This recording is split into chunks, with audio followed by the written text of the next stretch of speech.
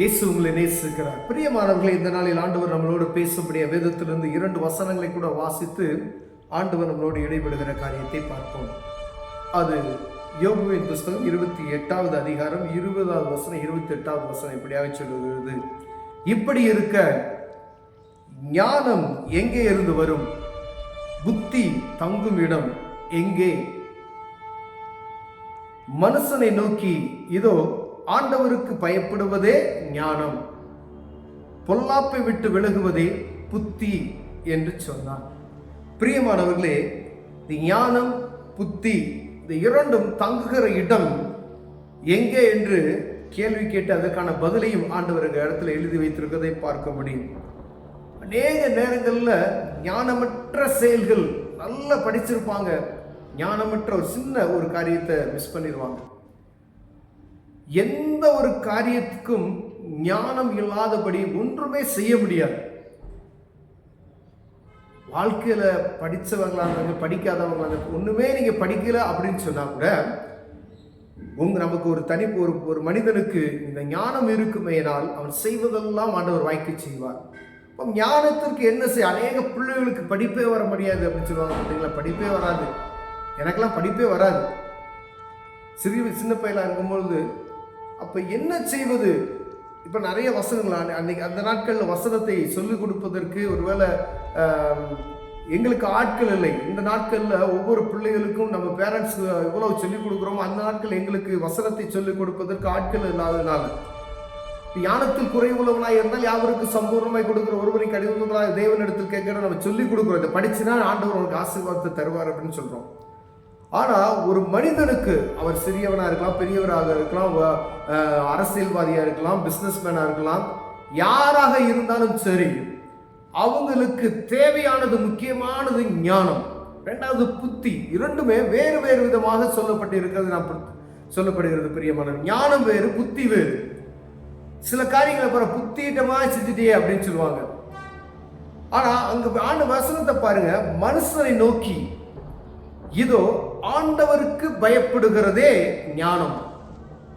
நீ கடவுள் பயம் ஒரு மனிதனுக்கிட்ட இருக்குமே ஆனால் அது ஞானம் அவனுக்கு உண்டாகும் அப்படின்னு சொல்லி போட்டிருக்கு. பிரியமானவர், அநேக நேரங்களில் கடவுள் பயம் என்பது நமக்கு யாருக்கும் கிடையாது அப்படின்னு சொல்ல முடியாது. அநேக பேர் கடவுளுடைய பயத்தோடு இருக்கிறார்கள்.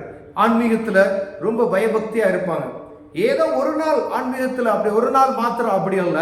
கடவுளுக்கு பயப்படுகிற பயம், என் கையில் ஒரு கோடு போட்டு ஒரு கிழிச்சிருச்சுன்னா எவ்வளோ நம்ம பாதை கீழே விழுகாம போவோமோ, ஒரு அடிபடாமல் எப்படி நம்ம இருக்கிறோமோ, அதே போலதான் கடவுளுக்கு பயப்படுகிற பயம் எப்பொழுதும் என்னோடு இருக்க வேண்டும். இது செஞ்சா ஆண்டவருக்கு பிடிக்குமா பிடிக்காதா, இது செஞ்சா கடவுளுக்கு பிடிக்குமா பிடிக்காதா, அந்த பயம் இருக்கும் பொழுது ஞானம் ஆட்டோமேட்டிக்கா அவர் கொடுப்பாராம். பிரியமானவரே, அவருக்கு பயப்படும் பொழுதே ஆண்டவர் ஞானத்தை தருகிறார் என்று வேதம் சொல்லுகிறது. பிரியமானவர்களே, பொல்லாப்பை விட்டு விலகுவதே புத்தி என்றார். பொல்லாப்பு ஒரு மனிதனுக்குள்ள எல்லா மனிதனுடைய இருதயமே துருக்குள்ளதுதான். பழைய ஏற்பாட்டின் காலத்திலிருந்து மனிதன் பாருங்க, இஸ்ரவேல் ஜனங்களை வழிநடத்தி வரும்போதுதான் ஆண்டவர் அவர்களை மன்னித்து ஒரு ரட்சகனை ஏற்படுத்தி அவர்களை பாதுகாப்பார். மீண்டும் கொஞ்ச நாள் என்ன செஞ்சிருவாங்க, இவங்க ஏதாவது ஒரு காரியத்தை செய்து ஏதாவது பொல்லாப்பான ஒரு காரியத்தை செய்வாங்க. அப்படி செய்யும் பொழுது செஞ்சு செஞ்சு செஞ்சு என்ன செய்வாங்க, திருப்பி ஒரு ஆபத்து வரும். இப்படிதான் பொல்லாப்புன்றது இப்படிதான் வருகிறது. அப்போ ஆண்டவர் என்ன செய்வார், ஒரு எதிராளியை உருவாக்கி அவரை சங்காரம் பண்ணுவார். திருப்பி தேவ சமூகத்துக்கு ஓடுவார்கள். ஆண்டவர் ஒரு ரட்சகனை எழுப்புவார். அப்ப பொல்லாப்பான காரியத்தை நம்ம செய்யக்கூடாது. பொல்லாப்பான காரியம் எல்லா மனிதர்களுக்குள்ளேயும் ஒரு காரியம் காணப்படுதுன்னா, மனிதனாய் பிறக்கப்பட்ட எல்லா மனிதனுக்குள்ளேயும் ஒரு பொல்லாப்பான இருதயம் இருக்கிறது. அதை கட்டுப்படுத்தி வைக்கிறோம். ஒரு பொருளை பார்த்தா அது நம்மளும் வாங்கணும் போல ஒரு தோணும். ஆனால் அது எடுத்துக்கொள்ளப்பட பொழுது அதை எடுத்துக்கணும்னு சொல்லுது. பார்த்தீங்களா, பொல்லாப்பு. ஒரு மனிதனுக்கு துரோகம் செய்கிறோம் என்றால் அது ஒரு பொல்லாப்பு. கர்த்தருக்கு விரோதமாய் செய்கிற காரியம் அது ஒரு பொல்லாப்பு தான். ஆண்டவர் செய்யக்கூடாதுன்னு நீங்க செஞ்சீங்கன்னா அது பொல்லாப்பு தான். மனைவிக்கு தெரியாம ஒரு தவறு செய்தால் அது ஒரு பொல்லாப்பு. பிள்ளைகளுக்கு ஒரு துரோகம் செய்தால் அது பொல்லாப்பு. நீ தகப்பன்மாருக்கு பிள்ளைகள் செஞ்சா அது பொல்லாப்பு. வியாபாரத்தில் ஒரு தேவையில்லாத ஒரு காரியத்தை செய்தோம்னா அது பொல்லாப்பு. அப்போ பொல்லாப்பு இருக்கிற இடத்துல புத்தி இருக்காது. பொல்லாப்பை விட்டு விலகும் பொழுது புத்தி வருமா. ஏதோ ஒரு காரியத்துல நமக்கு ஒரு செழிப்பு இல்லாதபடி இருக்குது அப்படின்னா பொல்லாப்பு நமக்குள்ள ஒன்றும் இருக்கிறது. அந்த பொல்லாப்பை விட்டு நாம் விலகும் பொழுது புத்தி நம்மளை என்ன செய்யுமா, தேடி வருமா. நம்ம ஒண்ணுமே செய்ய வேண்டியதில்லை. பொல்லாத காரியம், பொல்லாத இருதயம், இவைகளை விட்டு நம்ம விலகும் பொழுது அந்த புத்தி நம்மளை அறியாமலேயே நமக்குள் வந்து ஒட்டிக்கொள்ளும். பிரியமானவர்களே, இது ஆண்டவருடைய கிருபை. கர்த்தருக்கு பயப்படுதலே ஞானம், நமக்கு தெரியும். ஆனா அதை அநேக முறைகள்ல என்ன செய்யறது, தெய்வ பயமற்று போய் நம்ம இருக்கிறதை உணர்ந்து கொள்ள முடிகிறதா என்பதை தெரியல. வியாபாரம் செய்யறவங்க என்ன செய்வாங்க, வியாபாரமே இல்லையே, நானும் என்னென்னமோ செஞ்சுட்டேனே அப்படின்னு சொல்லுவாங்க. அநேக கர்த்தருடைய பிள்ளைகள்கிட்ட நம்ம கேட்கும் பொழுது, தெய்வ பயம் நிறைந்தவர்கள்ட்ட கேட்கும் பொழுது, எங்களை ஆண்டவர் பணப்பூர்வம் ஆசீர்வதிக்கிறார் அப்படின்னு சொல்லுவாங்க. அப்ப அவங்களுக்குள்ள கடவுள் பயம் உண்டு. நம்மள அப்படியே நீங்க ஒருவேளை நீங்க செய்யற வியாபாரத்தில் ஒரு ஆசீர்வாதமே இல்லை அப்படின்னு வச்சுக்கோங்களேன், ஏதோ ஒரு, அதாவது நிறைய சம்பாதிப்பீங்க, பொத்தல் பையில் போட்ட ஒரு அனுபவம் இருக்கும். நீங்க கோடியா சம்பாதிச்சாலும் வரதும் தெரியாது, போறதும் தெரியாது. அப்படிப்பட்டதான சூழ்நிலைகள் இருக்கும் பொழுது என்ன செய்வது என்று தெரியாதபடி இருப்பீங்க அப்படின்னு சொன்னா, நீங்க உங்களையே நீங்க ஆராய்ந்து பார்ப்பீர்கள். ஆனால் ஆண்டவர் உங்களுக்கு என்ன செய்வார், ஞானத்தை தருவார். வியாபாரம் செய்வதற்கான ஞானம், படிப்பதற்கான ஞானம். படிக்கிற பிள்ளைகளா இருந்தா நீங்க தேவ சமூகத்துக்கு போங்க. கடவுளுக்கு பயப்படுகிற பயம், காலையில் எழுந்ததுமே ஆண்டவரை நோக்கி பார்க்கணுன்ற எண்ணம் உங்களுக்கு எல்லாம் இருக்கிறதா? அது இல்லைனாவே பயம் இல்லை. காலையில் எழுந்ததுமே ஏசப்பாட்ட பார்க்கணும், துடிக்கணும், இருதய படப்படன்னு அடிக்கணும். இதுதான் கடவுள் பயம்.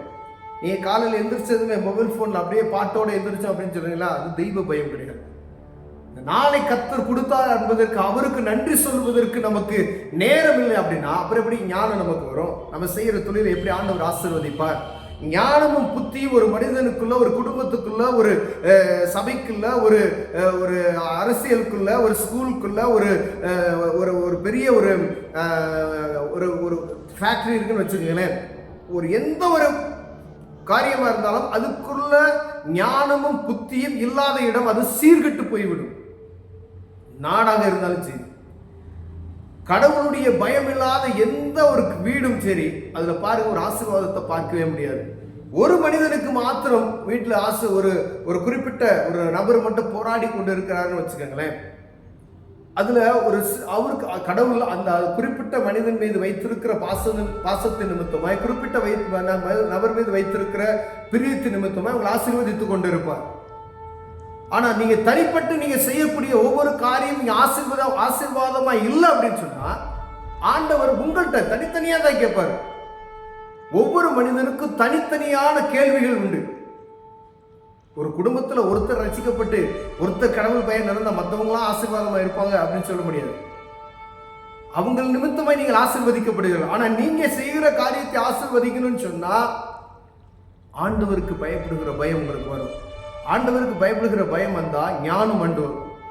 பொல்லாப்பான காரியம் உங்களுக்குள்ள இருக்குதா, அடுத்தவங்களுக்கு வியாபாரம் அநேகமா ஆகுது அப்படின்னு சொல்லி ஒரு பொறாம குணம் வருதா, பொல்லாப்பான சிந்தனை வருதுதா, அடுத்தவன் மனைவியை வஞ்சிக்கிறதுக்கு தோணுதா, பொல்லாப்பான இருதயம், தேவ சமூகத்துக்கு போய் ஆண்டவரே இப்படிப்பட்டதான எண்ணம் எனக்கு வருகிறது, தீயதை பார்க்கும் பொழுது அந்த தீய சிந்தனை நமக்குள்ள வருகிறதா, தேவ சமூகத்துக்கு போகணும்.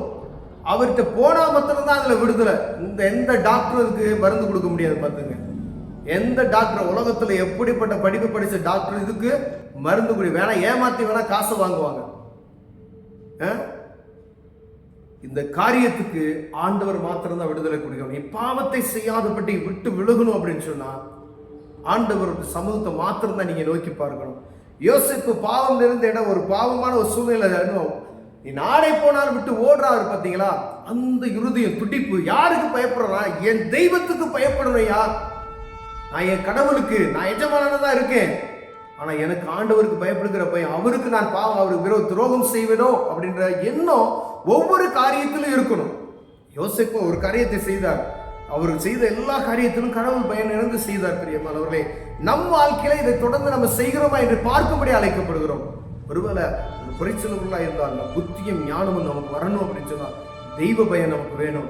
பொல்லாப்பை விட்டு விலகணும். கண்களை போடுவோம். அன்பின் தகப்பனே, ஆண்டவரே, பொல்லாத காரியத்தை விட்டு எங்களை எடுத்து போடுங்க ஐயா. கடவுளுக்கு பயப்படுகிற பயம் இருதயத்தில் பெருகுவதாக இயேசுவின் நாமத்தில் பிதாவே, ஆமென்.